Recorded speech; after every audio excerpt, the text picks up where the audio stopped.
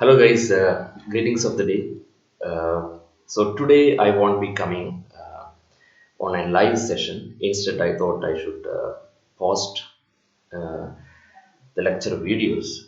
I mean, not only for today, for the coming days, I will be posting.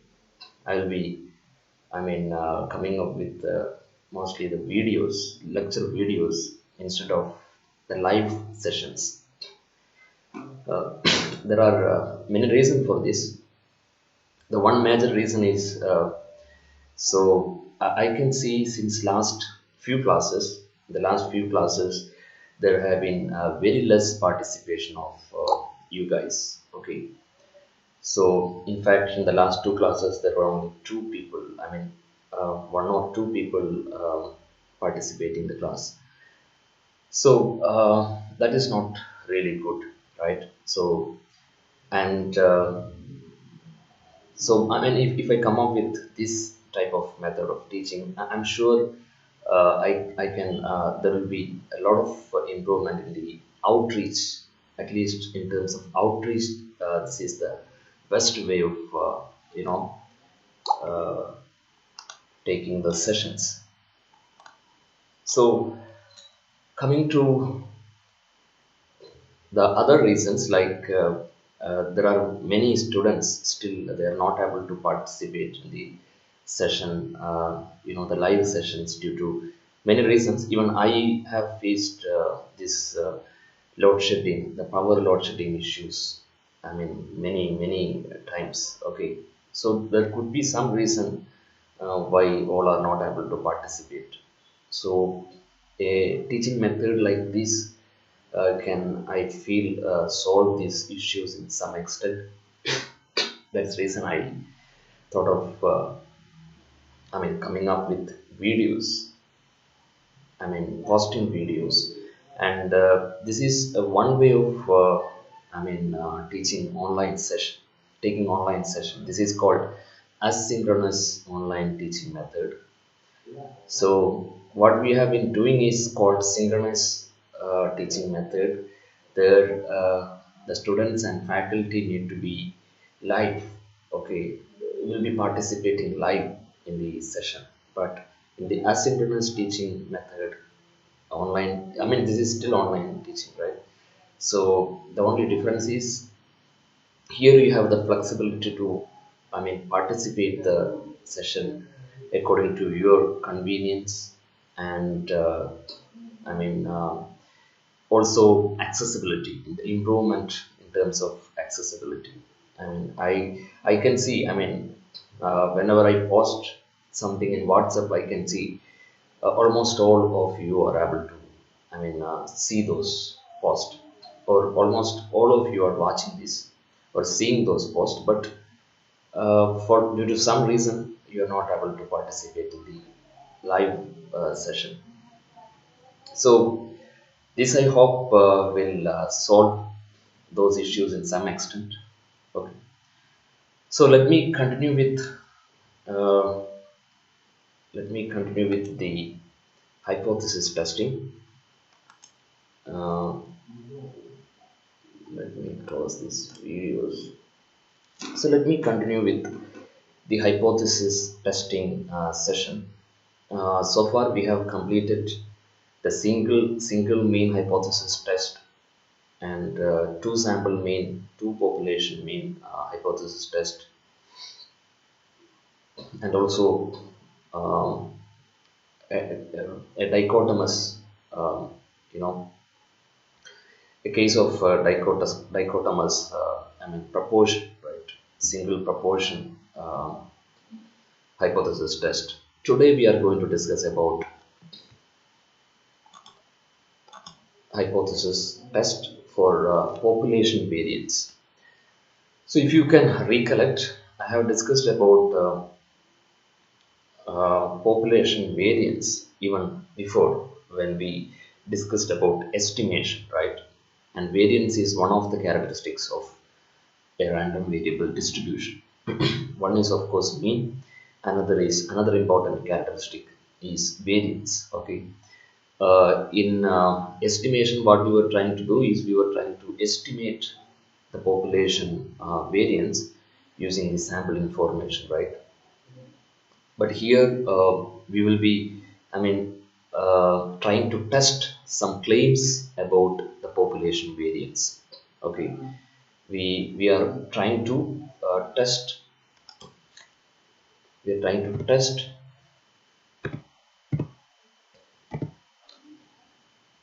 the claim. Okay, some claim made by either researcher or someone uh, without any statistical evidence. So under hypothesis test for population variance, we can provide statistical evidence and confirm that claim whether it is correct or wrong. Okay, that is whole purpose of population variance based hypothesis test, and it has usages like it is widely used to test the quality of the product.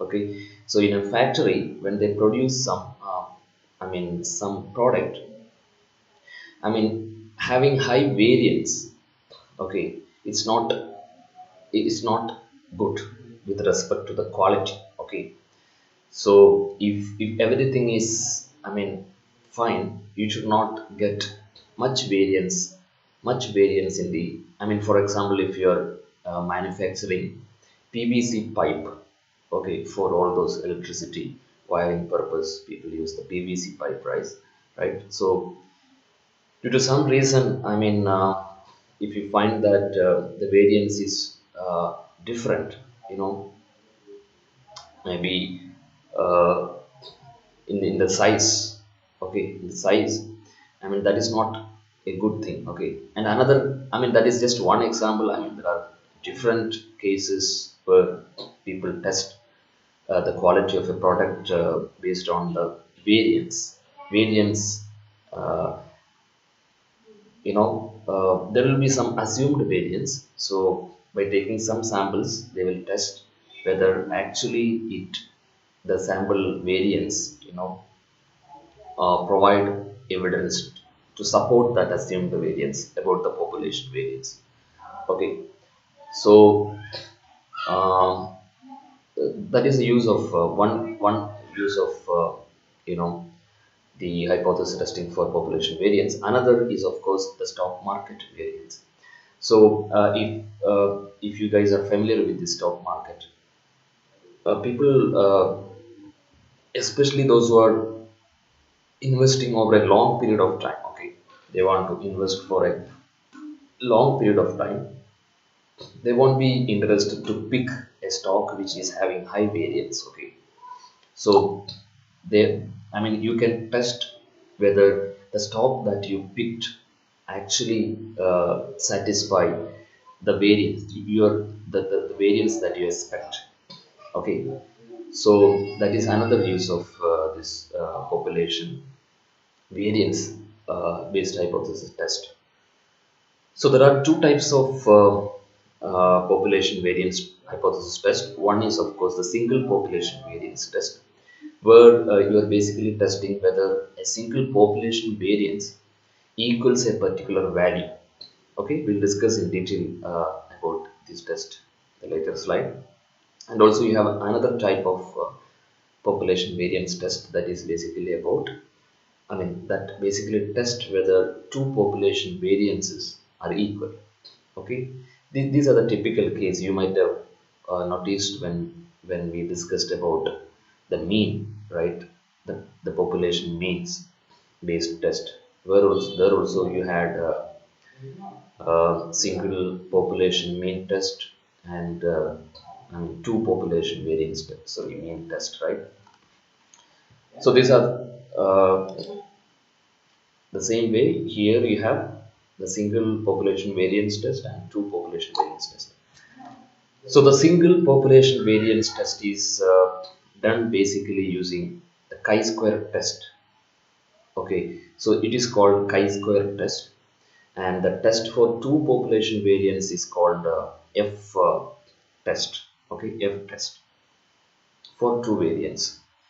So you use chi-square test statistic to, I mean, support the the the sample, I mean, the evidence that you might get from the sample, sample that you took, and the same way you take the help of F-test statistics to make a decision about your null and alternative hypothesis. And today I will discuss only about the chi-square based hypothesis test. Um, so you are familiar with the chi-square distribution. If you recollect when we were discussing about the chi-square based estimate, you know, I mean estimating the uh, population variance, we also discussed about the chi-square distribution, right? So chi-square distribution, of course, it is a random variable that assumes only positive values, and it follows chi-square distribution. It is a family of distribution. Okay, chi-square distribution is basically a family of distribution with respect to the degrees of freedom. You have different distributions with respect to different degrees of freedom. As you can see from the slide, for degrees of freedom equal to 1, you have a shape like this, and when the degrees of freedom increases, you can see the peak, uh, the the the point of peak slowly shifting right. And as we discussed earlier, when we were discussing about the estimation, I have discussed about when these degrees of freedom tends to infinity, your chi-square distribution will also tends to normal distribution. Okay, so I will discuss about this test statistics in the later slide. So before that, let me talk about the specification of null and alternative hypothesis. Okay, so here, like all other hypothesis tests, you have three types of test. One is two-tailed test, another is lower tail test, and another is upper tail test. So under two-tail test, the null and alternative hypothesis looks like this. You basically specify the population variance equal to uh, this this value actually stand for, you know, uh, this value here. So yeah, this value here basically stand for this is a single value. Okay, this is some population, this is some assumed population variance. Okay, this represent sigma naught square represent the assumed population variance. So we are basically testing whether the uh, population, the actual population variance is equal to the assumed population variance, and your null alternative hypothesis, of course, it is not equal to the assumed population variance. So here, coming to this second test type of test, I mean, the one thing that you should notice here, we call it is lower tail test. Okay, we call this lower tail test instead of a left tail test. The reason is, uh, as you might have observed in the previous slide,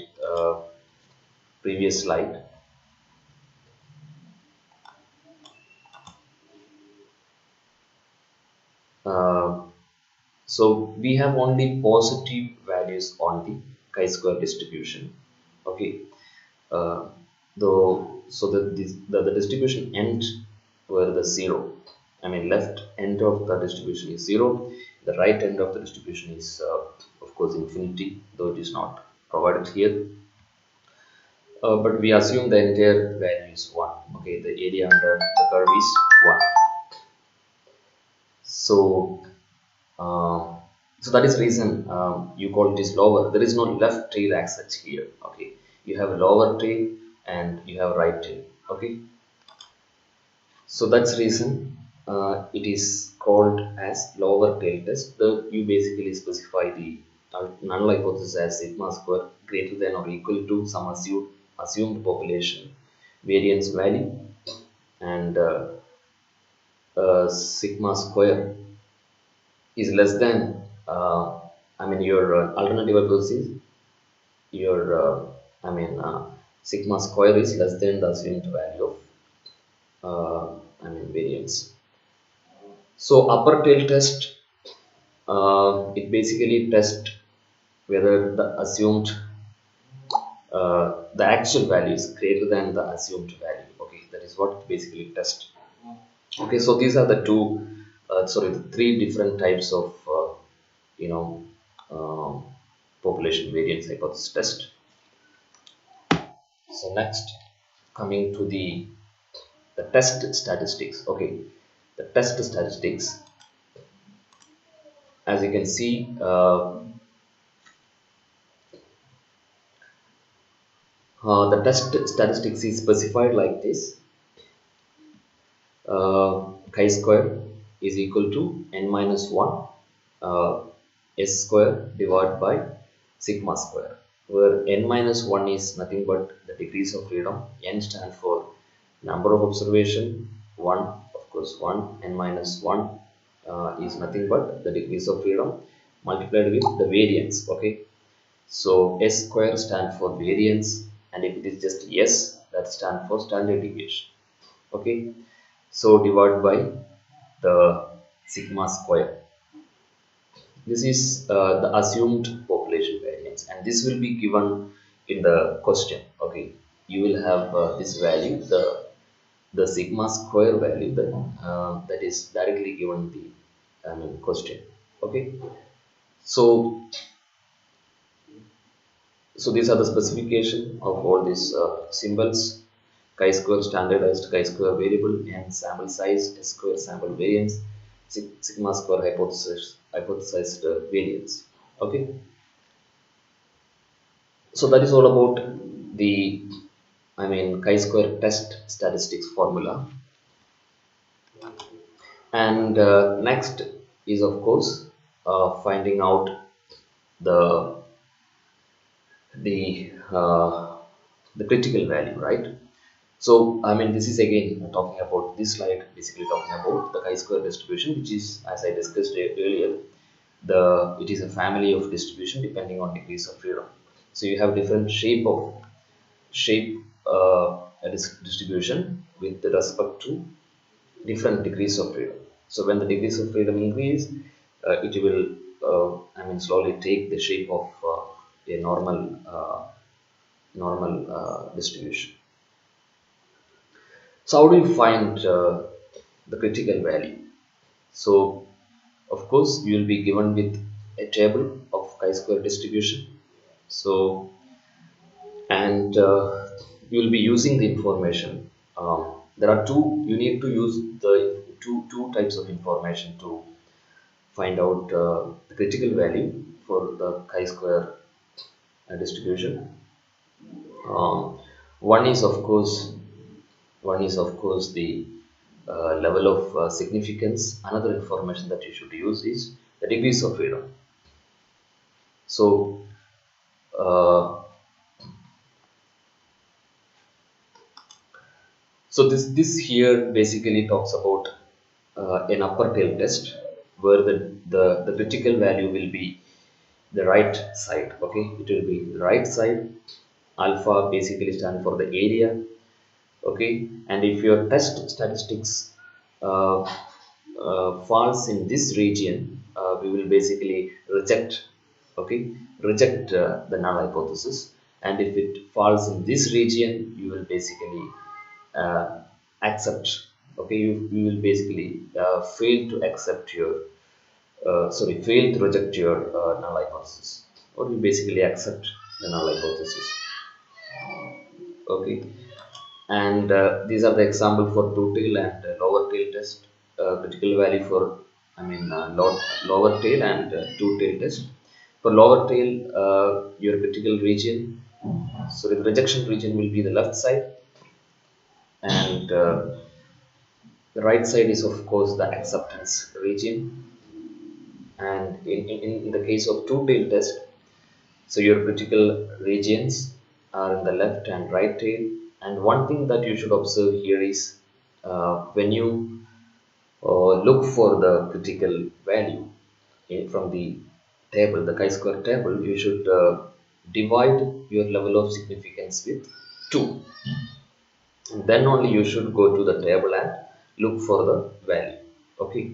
So for example, if it is for 0.05 percentage critical value, you should divide it with 2, then you will get 0.025, and you will be looking for that value from the chi-square distribution table. Okay. So the decision is similar to all other testing hypotheses that we have seen in the last, or that we discussed in the last few classes. It is we will reject the null if your test statistics is greater than the critical value, and we will we fail to reject if your test statistics is less than uh, the table value. I mean, uh, these figures are basically showing the other way. You can say if the value falls in this critical region or rejection region, we basically reject the null hypothesis.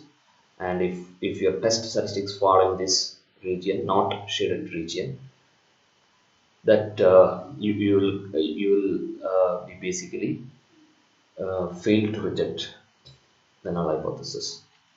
So here is an example. Here is an example for the chi-square test. So the example is like this: a commercial freezer must hold the selected temperature with little variation. Specifications call for a standard deviation of no more than 4 degrees, or that is the variance. If you convert it to variance, you will get 16 degrees. A sample of 16 freezers is tested and yields a sample variance of that is a square equal to 24. Test to see whether the standard deviation specification is expected. Use level of significance as 0.05. So a few things to note from this question. One is, of course, what is given is standard deviation. Of course, in the bracket you have variance also. So you will be using the variance in your test statistic calculation. Okay. So this is your hypothesized variance, or the assumed population variance, that is 16. Okay. And the sample, how many samples are there here? You have 16 freezers. You are testing, you are taking a sample of 16 freezers, so your sample size is 16. And your sample variance also given directly here in the question.